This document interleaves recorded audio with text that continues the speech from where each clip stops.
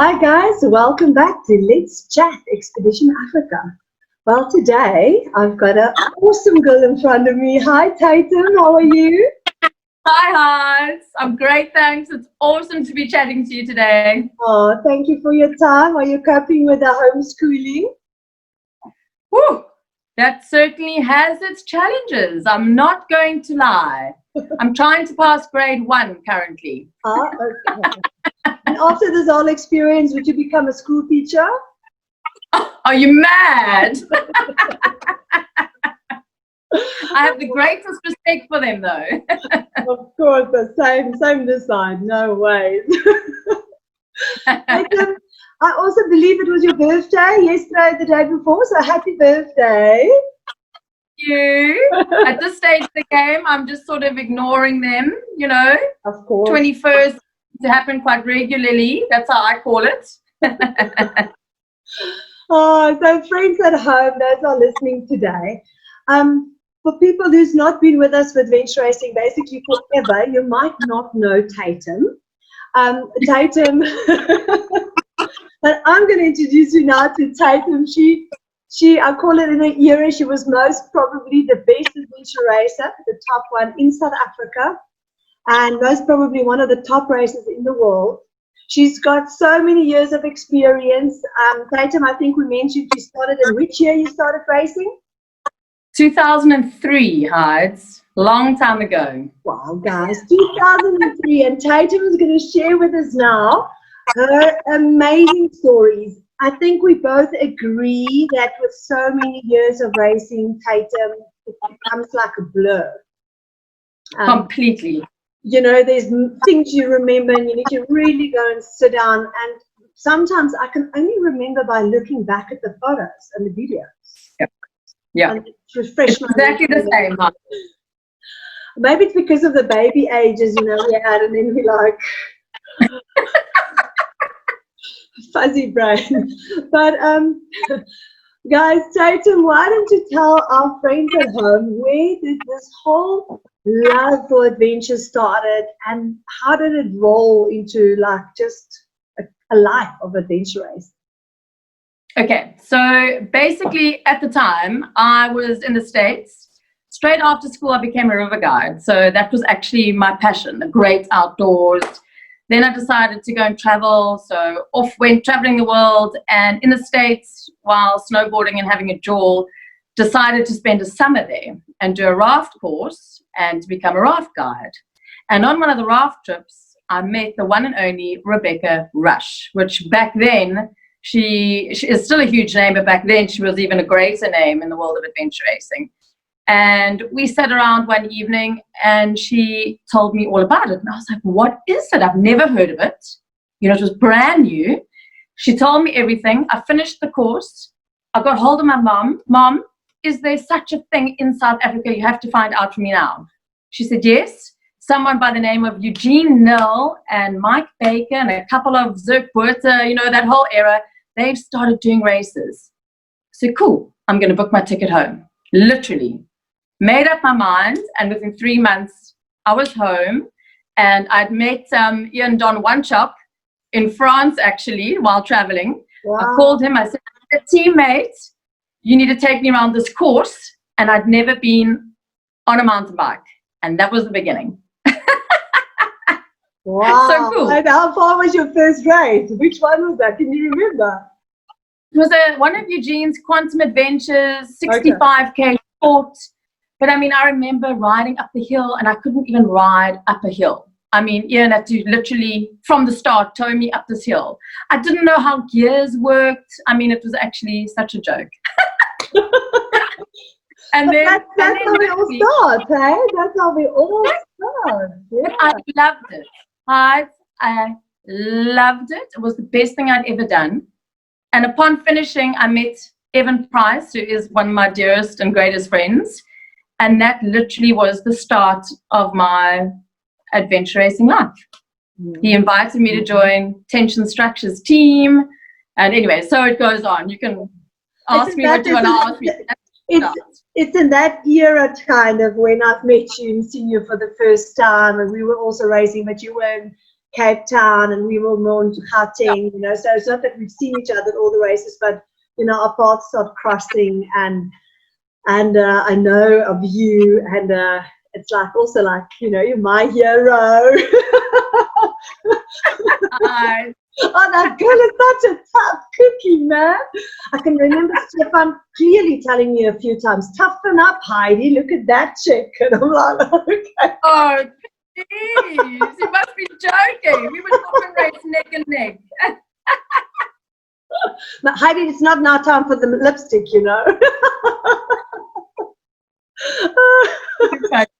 I love it. Oh, Tatum. Tatum is wonderful. Always when I look at you, you know, I know you have that passion. It's just like, how can I say, it you know, exuberates from your face, and when you're around people, you know, and now I know along the line, you're such a vibrant personality, and when people see you on the course and at the races, you can hear from miles when Tatum is coming. Unless I'm seriously unfit, and then there's no talking coming out of me. Well, Tatum, so tell our friends, that was the starting years. And then obviously our era changed. You know, we started organizing races, and you basically, as you've met then up with Team Merrill. That was happening. Where did you meet Graham Bird? Where did you meet him and start joining him for races? Okay, so literally from the tension structure days, which were just amazing, and I decided at that point it was my dream to just keep doing this and hopefully become one of the better AR women in the country. That really was a dream of mine. I put my feelers out to a race in Scotland in 2000 and, my word, is it 6, 7? I can't even remember. And a Danish team said, cool, come on over. And they couldn't speak one word of English, not one. 7-day race in the Scottish Highlands. And there, at the end of the race, I met South African team McCain, which was Graham and Bubbles and the rest of the gang. And that is actually how I hooked up with them. So it wasn't even in South Africa that I hooked up with them.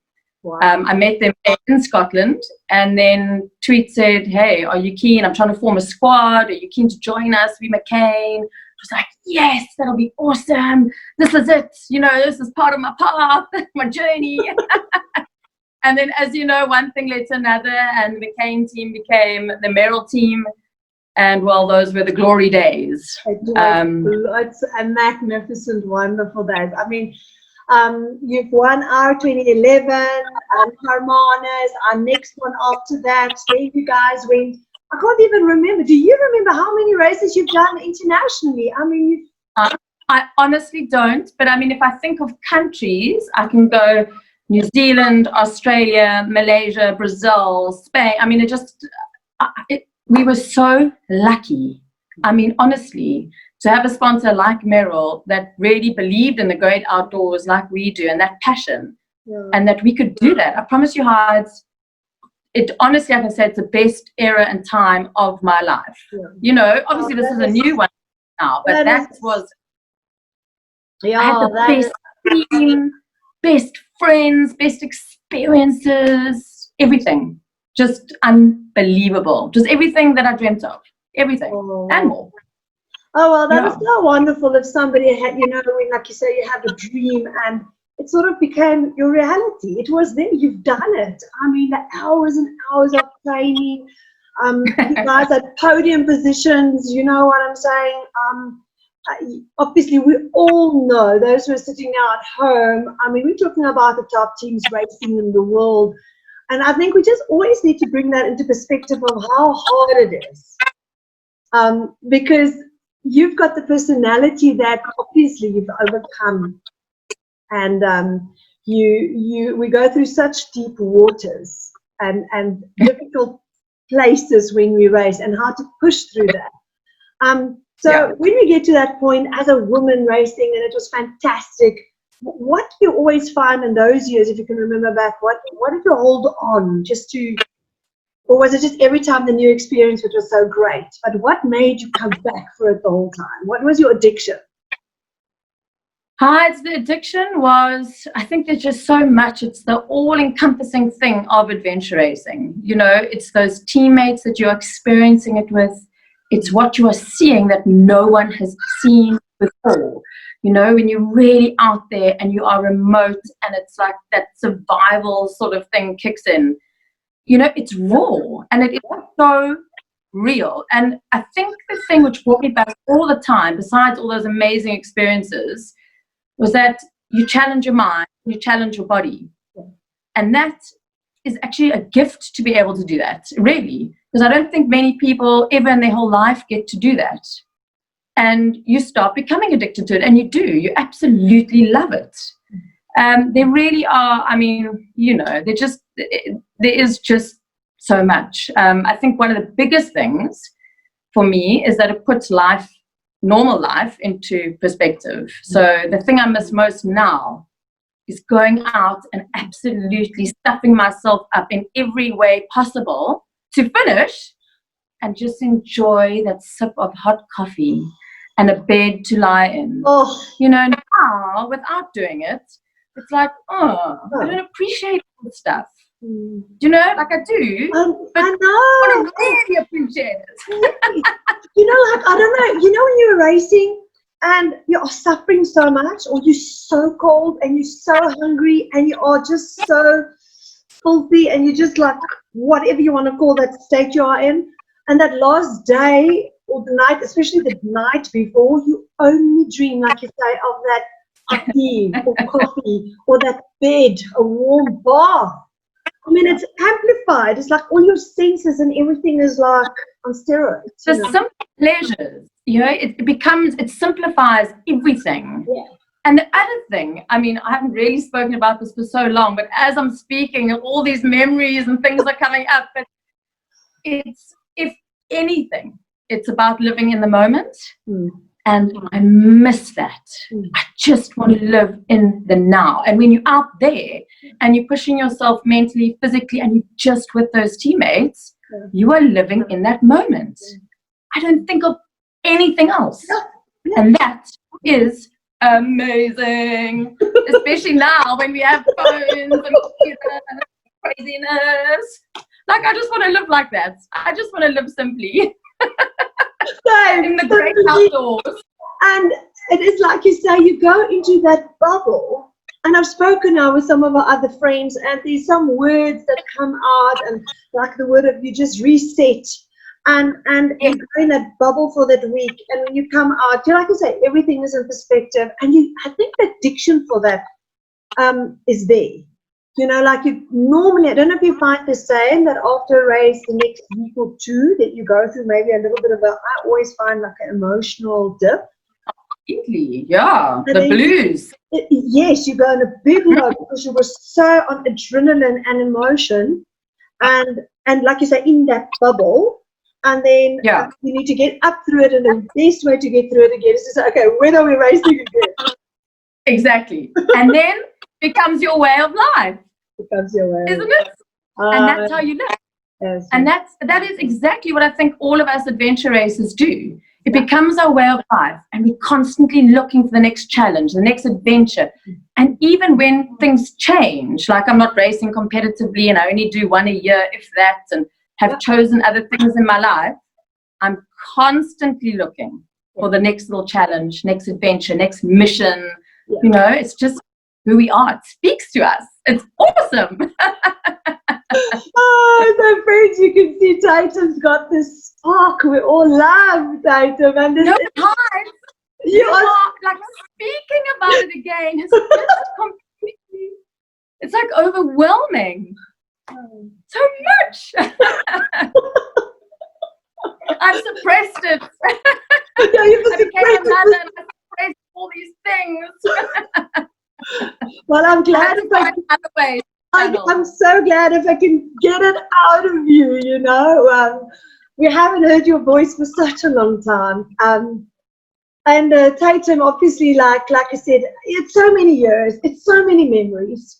That experience is something nobody or life can ever take away from you. It becomes like your second nature. I would love to mention to our friends that where you are now in your life, but to bring it back to adventure racing, is there one specific moment which was so hard for you? I remember there was a race, and I remember it was on TV. It was where you got sick. I think the altitude or whatever. Yeah. Ecuador.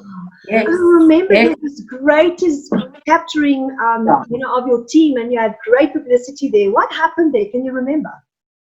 Yes, very, very clearly.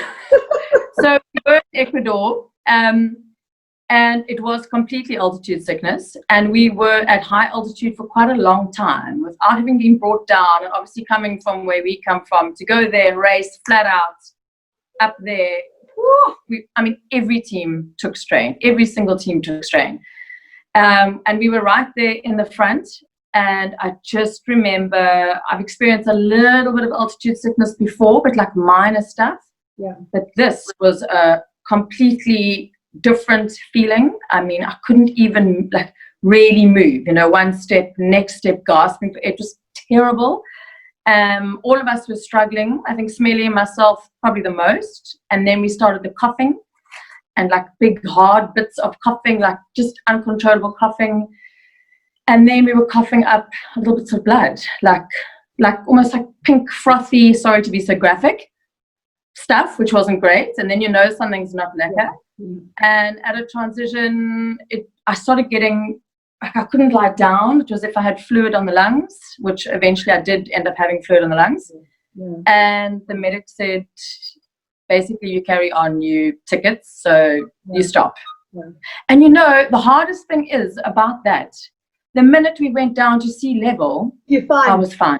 Mm. And you feel like you could have, if you just pushed through, somehow if you just managed to keep going, you would have been fine, and we could have carried on and done what we had done. So it's a big thing. I mean, it's such a big thing to let a team down. It was such a big thing in a team, like you say, to let the team pull out, or for you to pull out. And that's quite a mental thing to work through as well, as an adventure racer. And I think it's always, advice for our teams or the new teams or people who listen, like what I want them to get out of these chats is that to understand that even if you're the top teams in the world, you have these hardships. There's going to be races that didn't work out for you. There's races where somebody is going to get sick.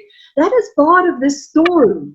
We found over our journey of 10 years where we organized races, we see so many times somebody come into the sport, they try and they didn't have a good race, something happened, whatever, and then we never see them again. And then I'm like, I actually want to hold on to them and say, don't run away, It's normal. No. It's normal, and it doesn't just, you can't just do millions and millions of training and maybe be the top triathlete in the country and walk into adventure race and think now you're going to be on the podium. It doesn't work like that. No, Height, completely. And I think the people who are starting out need to realize you're in a team of 4. Yeah. It's a bit like I'm my right arm, and back then Don was my left arm, Tweet was my right leg, Smelly was my left leg. Yeah. Yeah. And something happened to one of us, that's the end of our race. Yeah. Or a piece of equipment. Or, and that is what racing is about. But it's also, if you can, that's why you have those other teammates that lift you and keep you going. Yeah. And that is so important. You can get through. The biggest thing is people say, if you feel like you want to quit, what must you do? You don't say, I'm going to quit to stop now. You go, you take a sleep, buddy. Yes. Sleep and rest. Then you tell me whether you're ready to quit. And no one's ready to quit after a bit of sleep. No way. No. You must just sleep. If you're completely lost, and I've said this before in one of the other chats as well, you need to sleep. And then you can make further decisions. Rule number 1.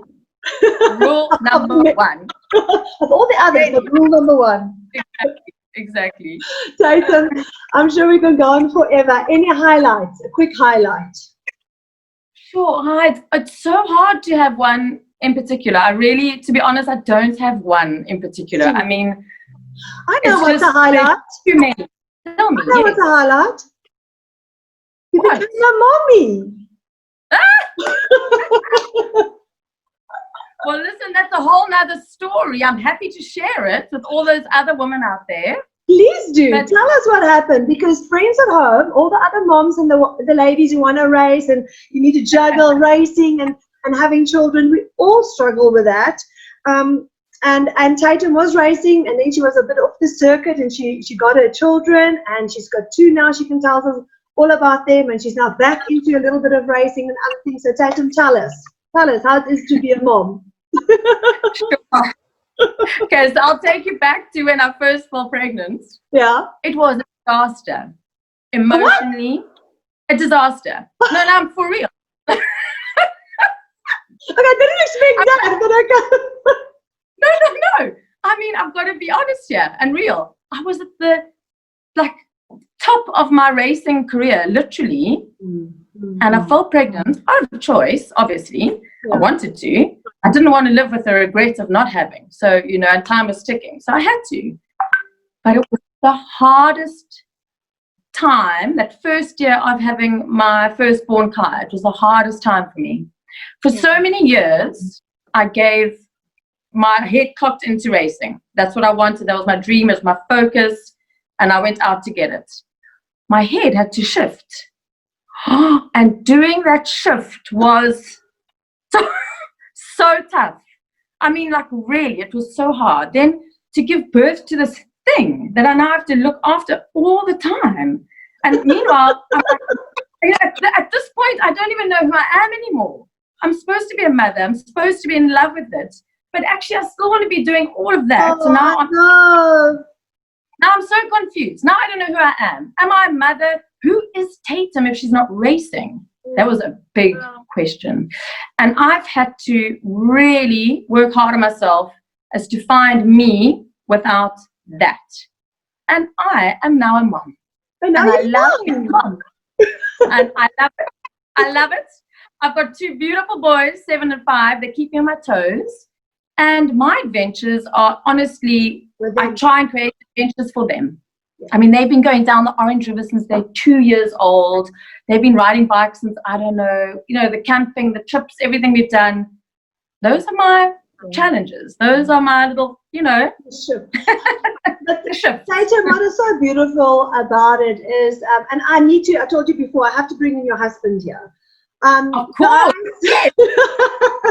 Guys, for those of you that don't know, she then ended up marrying this absolutely crazy man. Both of them are completely nutters. And Mark has done 6 Expedition Africas. Now, how is that? So obviously Tatum took a little bit of a break, and with this getting the babies and all and that. And then he just slotted it in. Yes! He thought, oh, well, that's her worry, her problem. I'm going to race. You can stay at home with the kids. I'm going racing. Hilarious. Oh, we like you, Mark. We like you. That's my kind of man. So obviously with the 2 of them having this outdoor lifestyle and, loving the outdoors, obviously you can imagine with their children. I mean, I can just imagine all the stuff you do with them and with the 2 boys. I've actually seen one of those down the Orange River trips of yours with the children. It looks amazing, Tatum. It is. It is. I understand exactly what you're saying. And I know personally, on my own level as well, that was for me, we did 2011 Hermanus, and Banner was at that stage, it was a hectic time for me. Banner was 4 months old. Don't even ask me. You know exactly what we go through. Yeah. I think I popped him out, and 3 days later we drove to Cape Town to go and organize that race. And it was, at one point you don't even know who you are. You're organizing the race. I fell sick, boobs and all in the race, and you got nearly hospitalized after the race. And you go on, and then it's the next race. In Drakensberg, actually, Isabella was 2 months old. Oh, my word. It's like hectic. It's hectic, That it's like you say, somehow you need to find yourself in this whole story. And I think the love, just the outdoors and nature is there. And all your skill and knowledge you have, you can give now to your children. And obviously you came back, you raced again, which was wonderful. And we are so privileged that I was so happy when I heard you are coming to Rodrigues last year. And it was awesome to be back, I can tell you. And you guys, and I mean, I don't know how much time you had to train for that race, and I think we had one WhatsApp communication, and I think I tried to smooth talk you by telling you, Tatum, you're fine, and it's not so long leg. I don't know if that race actually saved you because it was not such long legs, even though I know you like the long legs. But that was a good race for you guys. You were there in the front again. You were there in the front. And it just shows you that you have this natural, wonderful gift and experience again. Because there was other elements, like not so much the subbing, but the swimming and the sailing and things you most probably haven't done for a long time. And it worked out well for you guys. Yeah, it did. Listen, I'm not going to lie about that swim though, Hyde. If you ask Lance, I had about 5 panic attacks. I kept tearing off my mask and my snorkel. I had eyes like this. So, yeah, no, we're not going to talk about that swim. But the rest of it was amazing. So to all the other women out there, if you struggled in Rodrigues with those swims, now at least you know that one of the top ladies with these years of experience, I mean, she suffered as well. And I mean, it didn't come easy for her, you know? I mean, I think it's good for them to relate that it's not so easy, Tatum. Absolutely. Listen, just because you come first, second, third, fourth, fifth, whatever it is in the top, you are still going through all the things that the teams at the back are going through. I mean, 100%. All those highs, all those lows, broken things, maybe entering into a race and you haven't trained properly, like myself or Rodriguez, whatever it is. You know, it's the same. It's all the same. It's normal.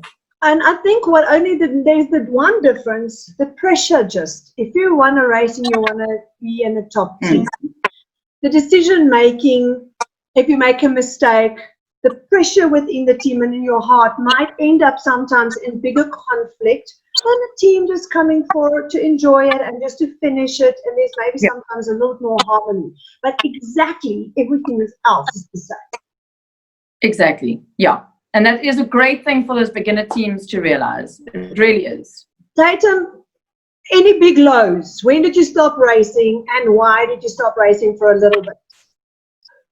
Okay, so obviously one of the reasons was having the kids. But at that point when I had the kids, I was still keen to carry on. So I still did a lot of little ones, or like one or two races I could keep doing with a 1-year-old and a 4-month-old and or whatever. But it started to take its toll on me as a mom. I was just grouchy and so tired with training and trying to look after them and trying to work and all the rest. And then the team, the Merrill team, the original Merrill team, Don Smelly, Tweet, and myself, we all agreed to go to World Champs 2016. And that was going to be like the comeback of our team. And it was awesome. The build-up was awesome. Everything about, we were amped. We put so much in Heights. And also just so excited to be together again. And on the second night, my derailleur broke. No replacement. And we were right in the top. We were fit, we were strong, we were amped. And it just went pear-shaped. Literally, then and there. Nothing we could do. And from that point on, we realized there is nothing we can do. We can't get a replacement. So I'm going to be either towed or dragging my bike on all the bike legs. And we had to literally do a mind shift and go, we're here together. Let's do this thing. Let's come out and just see it, see the area, see the place, experience it, and just cross the line. And that's what we did. But it was hard. It was so hard. I think for that race particularly, I felt like I'd sacrificed so much of my time for it. For me, obviously the guys as well, but for myself, just with the young kids and whatever. And then for one little thing to happen, and I just had to call it. It just didn't seem fair anymore for my family and all of that. So I kind of made that call. I also think people, and I think it's important to know that everybody who race know how much they put into a race in sacrifices and time and money and commitment, that whole story. And now to put a mom with, like I said, 2 children and to put all those hopes, it's just more pressure. I understand exactly now where you're coming from, because it's like this, the bag is just getting bigger and bigger, and the more training. And I mean, it's like you say, it was just a complete. I know we were there, No, and the sacrifice didn't just come from me to get there. Obviously, the teammates, well, but it's the teammates, it's their families that they're giving them the time, allowing them to get out there and do that. And then, of course, I had Lofts back at home looking after kids and my mom. So you're pulling in, it's huge just to get that there. And then that happened. So I had to make a call, and and you know what? It was okay. It's okay. Yeah. And I found other sports and other things, and you know what, Hides? I go back to adventure racing all the time. It will never, ever leave me. Yeah. It will always be my main passion, always, no matter what else comes my way. That is my thing. I think one day, I said it, or you said it as well, it's in your blood. In our blood, 100%. It's like it's never going to. It's never. So before we stop chat, I think let's quickly tell our friends, because I said to you, you are a phenomenal athlete. I know you've branched into 2 other sports, and you are doing incredibly into that as well. Just quickly tell us now, what are you doing? I know subbing and the kite surfing. So just tell us quickly a little bit. It's not okay. It's not kite surfing. I'm into foiling, hydrofoiling. So the supping, I did that for a while, and I got into the racing. I even did some races overseas anyway. And then I'm more for like a bit more challenge as such. So I met some really cool people in this community. They're like our community, but on water. Yeah. They got me into hydrofoiling, and I love it. So that's when you surf and you've got a big wing, and then it literally lifts out of the water. Have you seen it? No, I can see. Crazy. Okay, you need to go Google. So that's kind of my new thing. That's what I'm doing. I haven't been to surf. You surf and you have a? No, so I don't have anything. Others have a wing or something. Yes. I've just got the foil part, which is the wing. Oh, so it's like a long wing, and it comes up out of the water. Oh, wow. Oh, yeah, man. Good. Yeah. And then you literally ride the wave, but you fly. It's called flying. How many people are doing that? How many women are doing that? We're in Cape Town, probably about, 4 or 5 ladies are doing it. But for the surfing side. But listen, it's still small, and there's quite a big community of guys, and I'm sure more and more. I mean, it's an amazing, dangerous as all hell. Really dangerous. I wouldn't expect anything else. Tatum. The kids. Okay. Tatum, thank you so much for our chat. I really, really want to thank your husband for encouraging and loving you for all these years. And and I can't wait for maybe next year when you guys are racing together. When are you going to race again together? When are you going to race together, you husband? Ooh, I don't know about that. You never know. You never know. I think it's time. Maybe Lesotho is a time to race as like a family unit and see if we can come through the other side as one. Then we can have a chat afterwards. How did that go? Yeah, that could be a whole nother chat. Oh, Tatum. So Tatum, I know that he's entered, and I will definitely see him in Lesotho next year. I hope that we can, now that Lesotho is postponed from this year to next year, and that you are craving the mountains, and you know how special, Lesotho, you know what it's going to be. And hopefully we can entice you to join us at our 10th edition of Expedition African. I'm going to try my best to get there, really.